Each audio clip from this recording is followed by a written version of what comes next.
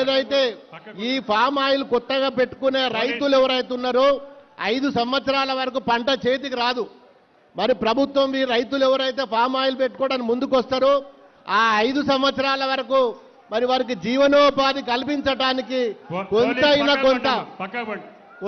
కొంత మరి వారికి ఆర్థిక సహాయం అందించినట్టయితే ఖచ్చితంగా ఇంకా చాలా మంది రైతులు కూడా ఈ ఫామ్ ఆయిల్ తోటలు పెట్టుకోవడానికి ముందుకు రావడం జరుగుతున్నది. మరి గౌరవ వ్యవసాయ శాఖ మంత్రి గారికి నేను విన్నవిస్తున్నమా సిద్దిపేట జిల్లా తరఫున దుబ్బాక నియోజకవర్గం తరఫున మరి సిద్దిపేట తర్వాత దుబ్బాకలో కూడా అత్యధికంగా ఫామ్ ఆయిల్ తోటలు పెట్టిన ప్రాంతం ఈ ప్రాంతం. దయచేసి ఇంకా కూడా చాలా మరి ఈ తోటలు పెట్టుకోవడానికి ముందుకు రావడం జరుగుతున్నది. నా రిక్వెస్ట్ ఒకటే, 5 సంవత్సరాల వరకు వాళ్ళకి ఆదాయం ఏమీ ఉండదు కాబట్టి మరి వారి బతకడం కష్టం కాబట్టి మరి వారికి ఎంతైనా కొంత ప్రభుత్వం సహాయం చేస్తే ఖచ్చితంగా కొన్ని వేల ఎకరాలు మరి ఈ తోటలు పెట్టుకోవడానికి మరి చాలా మంది ముందుకు వస్తారన్నా. దయచేసి మీరు దీన్ని అసెంబ్లీ సమావేశాల్లో దీన్ని ప్రత్యేకంగా బడ్జెట్ కేటాయించి ఈ ఫామ్ ఆయిల్ రైతులకు సహాయం చేయవలసిందిగా కోరుకుంటున్నా సార్. ఇంకొక విషయము, కాళేశ్వరం ప్రాజెక్టు ద్వారా మా దుబ్బాక నియోజకవర్గము ఉమ్మడి మెదక్ జిల్లాలోనే అత్యధికంగా కాలువలు ఉన్నాయి. అత్యధికంగా మరి మొన్న కూడా వరి పండిన ప్రాంతంలో ముందు వరుసలో ఉన్న నియోజకవర్గం దుబ్బాక నియోజకవర్గం. చాలా మట్టుకు మరి ఏదైతే మెయిన్ కెనాల్స్ అయినాయో అప్పుడు ప్రాజెక్టు కట్టినప్పుడు ఇప్పుడు మరి పిల్ల కెనాల్లు, సబ్ కెనాల్స్, డిస్ట్రిబ్యూటర్ కెనాల్స్ ఇంకా పూర్తిగా లేదు. దయచేసి మీరు ఈ మా దుబ్బాక నియోజకవర్గం సంబంధించిన 5 కాలువలను పూర్తి చేసి సబ్ కెనాల్స్ను డిస్ట్రిబ్యూటర్ సంబంధించిన పూర్తి చేసినట్టయితే కొన్ని వేల ఎకరాలు మరి పామాయిల్తో పాటు మరి మిగతా పంటలు పండించుకోవడానికి పూర్తిగా అనువైన ప్రదేశము. దయచేసి గౌరవ ముఖ్యమంత్రి గారు 22వ తారీఖు నాడు వస్తుంది కాబట్టి వారి దృష్టికి తీసుకెళ్లి ఈ మల్లన్న సాగర్ ద్వారా కాలువలు పూర్తి చేసి పూడికెళ్ళి తీసి కాలువలు పూర్తి చేసినట్టయితే పూర్తి స్థాయిలో పంట పెట్టుకోవడానికి అనువుగా ఉంటుంది. మా రైతులు ఎంతో మంది ఎదురు చూస్తున్నారు, పంటలు వేసుకున్నారు, ఇబ్బంది పాలవుతున్నారు. దుబ్బాక నియోజకవర్గంలో 100% మరి వ్యవసాయం సంబంధించిన 8 మండలాలలో పూర్తిగా ఆధారపడ్డ రైతులు ఉన్నారు. కానీ దయచేసి మా తుమ్మలన్న గారు నేను రిక్వెస్ట్ చేస్తున్నా, ఒకటేందో కాలువలు, రెండవది 5 సంవత్సరాల వరకు పామాయిల్ పండించే పంటకు ఖచ్చితంగా పామాయిల్ ఇంకా ముందుకు వస్తారని చెప్పి ఆశిస్తూ మరి నాకు అవకాశం ఇచ్చిన పెద్దలందరికీ మరొకసారి ధన్యవాదాలు తెలుపుకుంటూ జై తెలంగాణ. గౌరవ పార్లమెంట్ సభ్యులు రఘునందన్ రావు గారు మాట్లాడాల్సిన కోరితే దయచేసి అందరూ మౌనంగా ఉండాలి.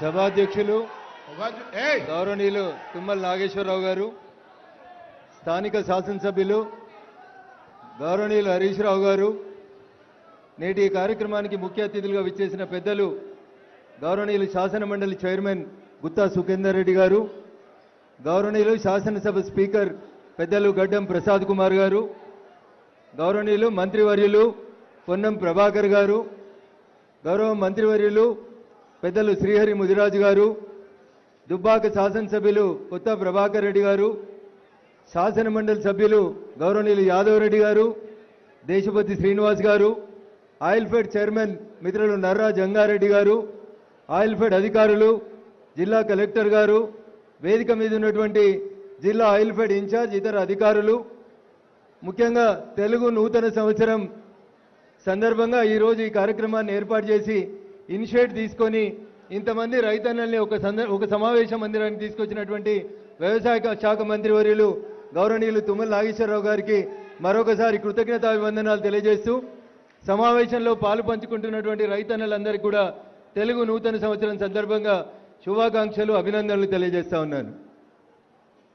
ఇందాక దుబ్బాక శాసనసభ్యులు గారు మాట్లాడుతూ ఒక మాట అన్నారు, ఆయిల్ ఫెడ్ వేసేటువంటి లేదా ఆయిల్ ఫామ్ వేస్తున్నటువంటి రైతన్నలకి 4 సంవత్సరాలు పంట వచ్చేంత వరదాకా రైతుకి ఇబ్బంది కాకుండా ఉండడానికి అని చెప్పి భారత ప్రభుత్వం కానీ రాష్ట్ర ప్రభుత్వం కానీ ఏదైనా సాయం చేస్తే బాగుంటుందని భారత ప్రభుత్వం national mission for edible oil పేరిట పామ్ ఆయిల్ వేస్తున్నటువంటి ప్రతి రైతుకి ప్రతి సంవత్సరం 1 ఎకరాకి 4,200 రూపాయల్ని రెగ్యులర్గా ప్రతి రైతుకి ఇక్కడ ఆయిల్ ఫామ్ పండిస్తున్న ప్రతి రైతు ఖాతాలో రైతు విత్తనం కొనుగోలు చేసిన మరుక్షణం నుంచి పంట చేతికి వచ్చేంత వరదాకా ప్రతి సంవత్సరం ప్రతి ఎకరాకి 4,200 రూపాయల్ని రైతుల ఖాతాలో వేస్తుంది.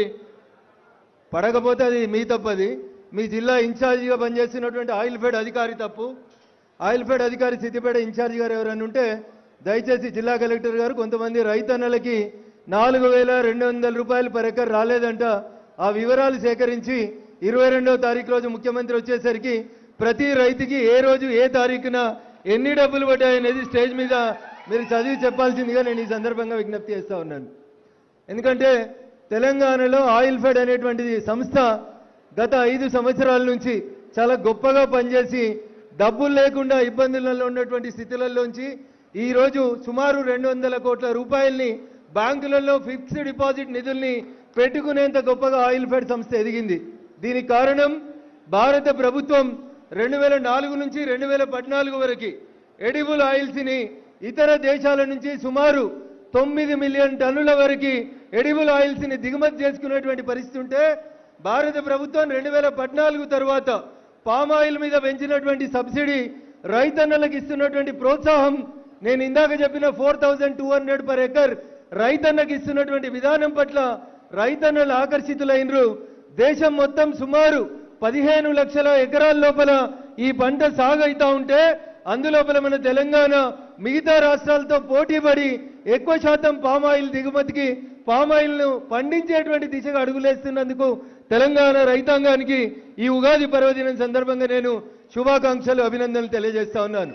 ఎప్పుడైతే 2021లో గౌరవనీయులు తుమ్మల నాగేశ్వరరావు గారు అశ్వరావుపేటకి ఈ ప్రాంతం నుంచి రైతుల్ని పంపండి అని చెప్పి అప్పుడున్నటువంటి మంత్రి గారు హరీష్ గారు అప్పటి కలెక్టర్ గారు అడిగితే దుబ్బాక ప్రాంతంలో ఎవరు కూడా ఈ పామాయిల్ పంట పెట్టడానికి కొంచెం హెసిటేట్ చేసినప్పుడు మొట్టమొదటి రైతుగా దుబ్బాక నియోజకవర్గంలో నేనే నా సొంత గ్రామం బొప్పాపూర్ లోపల పామాయిల్ పంటకి శంకుస్థాపన చేయడం జరిగింది.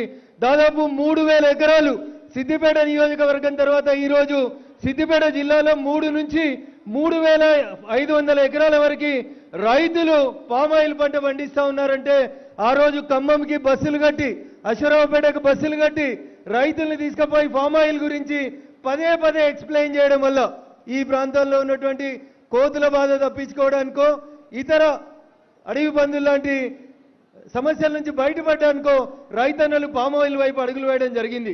నిజంగా పామాయిల్ పంట ఒక రకంగా చెప్పాలంటే రైతుకి మంచి ఆదాయాన్ని ఇస్తా ఉంది. కాబట్టి రైతన్నలు ఎవరెంత చెప్పినా రైతు అన్ని లాభ నష్టాలని బేరీజ్ వేసుకున్న తర్వాతనే తన పొలంలో ఏ పంట వేయాలనేది నిర్ణయించుకుంటాడు. ప్రభుత్వం ఎన్ని ప్రోత్సాహకాలు ఇచ్చినా ఎన్ని సబ్సిడీలు ఇచ్చినా రైతు తన రోజువారీ వ్యవసాయం పన్ను లోపల తనకు నష్టం లేదనుకున్నప్పుడు మాత్రమే ఆ పంట వైపు ముందుకు పోతాడు.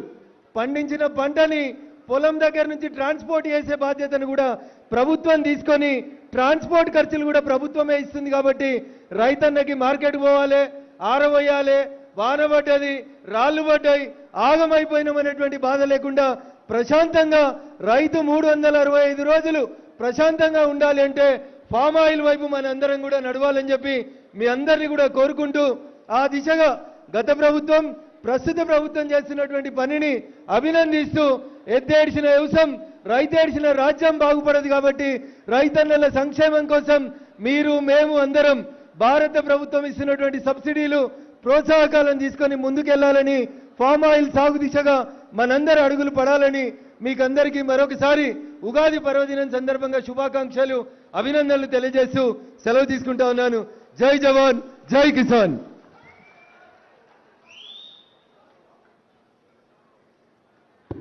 పెద్దలు పశు సంవర్ధక శాఖ మంత్రులు, క్రీడా శాఖ మంత్రులు వాకిటి శ్రీహరి గారిని మాట్లాడుతూ కోరుతాం.